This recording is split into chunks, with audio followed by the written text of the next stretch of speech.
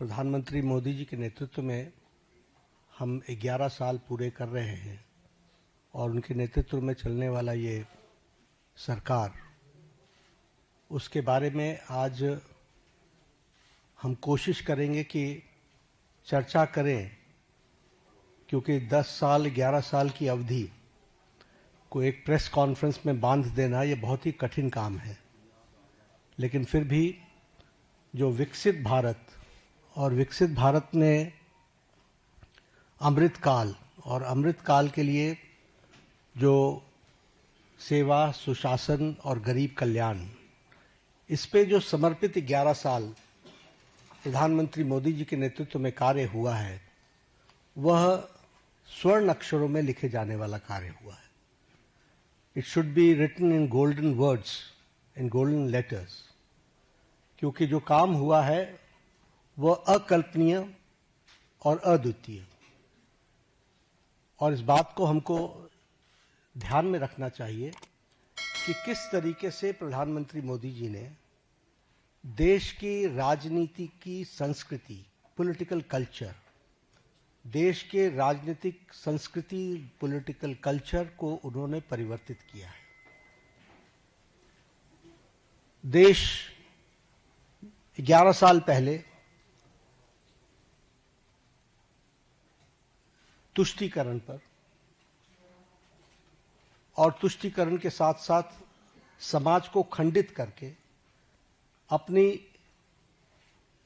कुर्सी को सेव करना, यह एक राजनीतिक संस्कृति का तरीका बन गया था। लेकिन प्रधानमंत्री मोदी जी के आने के बाद जब मैं कहता हूं कि he change the political culture of the country, तो politics of performance, responsive government, responsible government, एक जिम्मेवार सरकार, एक जवाबदेह सरकार, और इसके साथ साथ हम ये कहेंगे कि पॉलिटिक्स ऑफ रिपोर्ट कार्ड, यानी हम अकाउंटेबल गवर्नमेंट, जो हम काम कर रहे हैं उसको हम जनता के सामने अकाउंट करते हुए चीजों को रखें।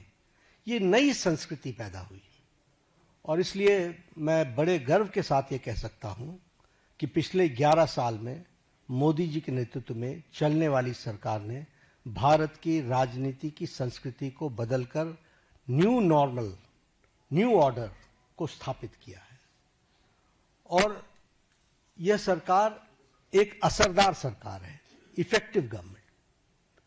यह सरकार दमदार सरकार है और यह सरकार मजबूत फैसले लेने वाली सरकार है, आर्थिक अनुशासन लाने वाली सरकार है। पिछले 11 वर्षों में जो आर्थिक अनुशासन लाया गया, उसके लिए जो बोल्ड डिसीजंस लिए गए और उस समय जनता को साथ लेकर के किए गए, ये सारी बखूबियां हमको समझने की आवश्यकता है। ये जैसा मैंने कहा कि रिस्पॉन्सिबल सरकार है, रिस्पॉन्सिव सरकार है, पीपल लेड गवर्नमेंट, जनता को साथ लेकर के चलने वाली सरकार, और पीपल्स पार्टिसिपेशन, इसको भी हमने बखूबी देखा है। और हम सब जानते हैं कि यह सरकार पिछले 11 सालों में ट्रांसपेरेंसी की नई मिसाल पेश की है। इट्स ए ट्रांसपेरेंट गवर्नमेंट और यह फ्यूचरिस्टिक गवर्नमेंट है। ये भविष्य को देख करके चलने वाली सरकार है। भविष्य को किस तरीके से हम आगे देश को ले जाना चाहते हैं, इसके बारे में सोच करके काम को करने वाली सरकार है। और इसीलिए वी टॉक अबाउट विकसित भारत, और विकसित भारत का ये अमृतकाल, और ये 10 साल 11 साल ने विकसित भारत का बेस बनाया है। This we have to understand.